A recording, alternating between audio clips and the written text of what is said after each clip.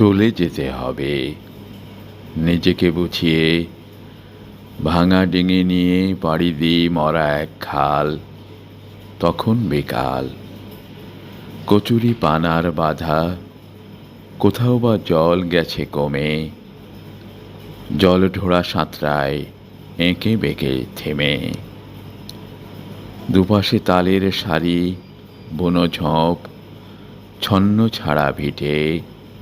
তুতের বিবর্ণ পাতা খেয়ে গেছে কীটে।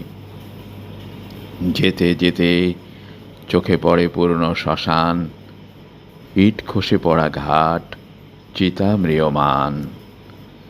ভস্মটুকু পড়ে আছে, উড়ে যায় ধোঁয়া। কখনো কি যাবে ছোঁয়া মৃত মানুষের সেই চিরচেনা চিবুকের ভাঁজ? সেখানে এখন শুধু শূন্যের স্বরাজ। তাহলে সন্ন্যাস ভালো, যেই মনে আসে আসন্ন সন্ধ্যার হাওয়া ফিক করে হাসে। এখনো আনন্দ পাত্র ভরে আছে মদে, কত কোলাহল শুনি কুণ্ডলিনীর হ্রদে। একদিন মিশে যাব প্রকৃতির বহমান প্রাণে, তার আগে জানব না রসায়ন রহস্যের মানে।